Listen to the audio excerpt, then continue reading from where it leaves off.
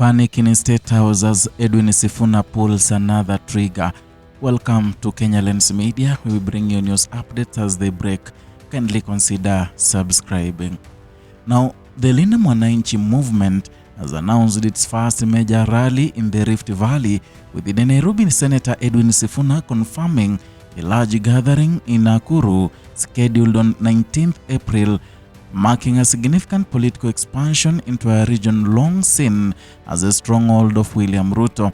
The announcement signals a new phase in the Linda Mwananchi tour, a movement that has been building momentum in other parts of the country is now turning its attention to the Rift Valley.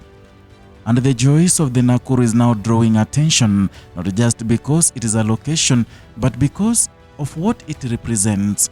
Nakuru is often described as a political crossroads, a city with diverse communities, a growing population, and a strong presence of young people.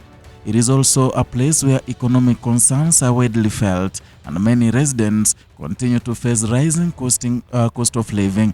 Job opportunities remain limited for a large section of the youth, and these challenges have made the region increasingly competitive in political terms. For the organizers of the Linda Mwananchi tour, this is the ground they now want to engage.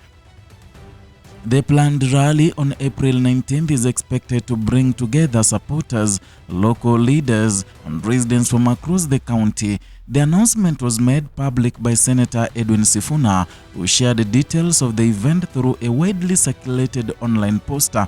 The message was clear: a call for large turnout, a call for participation, and a call aimed directly at the people of Nakuru.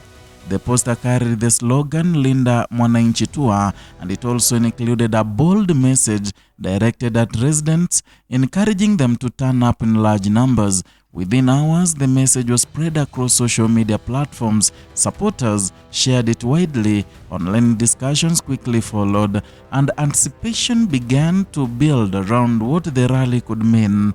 At its core, the Linda Mwananchi movement presents itself a grassroots campaign, one that seeks to focus on the concerns of ordinary citizens, and organizers say the upcoming rally will highlight issues affecting everyday's life. Among them, rising taxes, economic pressure, and the broader cost of living, and these are themes that have been consistent throughout the tour. From its earlier stops to the planned gathering in Nakuru, the movement has positioned itself as a voice for those who feel left out of the economic process, and as a platform for youth engagement. This focus has shaped the tone of its rallies. Events are often marked by high energy, music, chants, and strong messaging around economic challenges.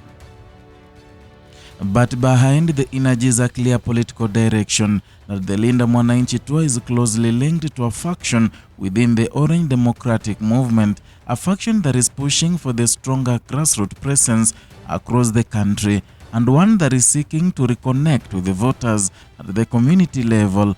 The movement also aligns itself with the political ideals associated with Raila Odinga. At the same time, it signals a push for generational change, a balance between established leadership and also emerging voices. This dual focus is becoming a defining feature of the campaign, and the rally in Nakuru is expected to test how well this message resonates outside traditional support bases, and so far the tour has made several stops.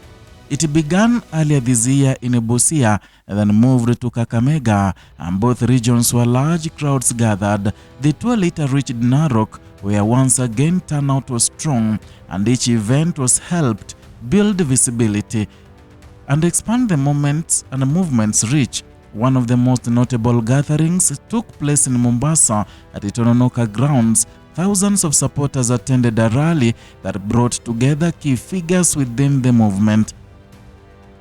Among them was James Orengo and Babu Wino, and their presence underscored the weight behind the campaign and highlighted the ability of the faction to mobilize support even in areas where internal party dynamics are complex, and that Mombasa rally demonstrated something important: that the movement could attract large numbers, that it could also generate national attention, and that it could also maintain momentum across different regions. Now attention shifts to Nakuru and the stakes are higher. The Rift Valley has long been considered a key political base for President William Ruto. It is a region where political loyalty has traditionally been strong and where national campaigns often face significant tests. By choosing Nakuru for its major rally, the Linda Mwananchi movement is stepping into the space directly and deliberately, and political observers say the decision reflects a strategy, a move designed to measure support in a region that has not traditionally aligned with the movement's base. But beyond strategy, the focus remains on messaging. Organizers say the rally will center on the economic realities facing citizens, and they point to rising taxes as a key concern.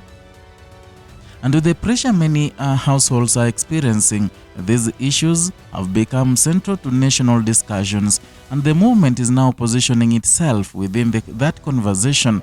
At the same time, leaders behind the campaign are careful about the long-term direction. They maintain that the movement is not currently forming a new political party, but they do not rule out that possibility in the future, especially as the country moves closer to the 2027 general election. And for now, the emphasis remains on building a people-driven campaign, strengthening grassroots connections, and amplifying youth voices. And this approach reflects a broader shift in political engagement, where rallies are not just about speeches, but about visibility, connection, and momentum. In Nakuru, all these elements are expected to come together. The city's diversity makes it a unique testing ground, different communities, different economic experiences, and also a shared concern about livelihoods. As April 19th approaches, preparations are expected to intensify. Mobilization efforts will likely continue both online and on the ground, and the response from residents will be closely watched. Because this rally is more than just another stop on a tour, it is a moment of assessment, a chance to gauge influence, and also a measure of how far the Linda Mwananchi message can travel. Beyond familiar regions, beyond established support bases and new political territory, and for supporters, it is an opportunity to show strength. For organizers, it is a test of reach, and for the wider political landscape, it is another sign of shifting dynamics as different groups position themselves ahead of the next election cycle. The outcome of the Nakuru rally will not be decided in a single day, but the turnout, the energy, and the response will also offer signals about direction, about influence, and about the evolving nature of political engagement in Kenya. And as Nakuru prepares to host the rally, the question now is not just about numbers, but about how far a message can travel when it meets a region ready to listen. That is all from Kenyan Media. Kindly, if you are new here, consider subscribing as a way of motivating us and also helping us grow this platform.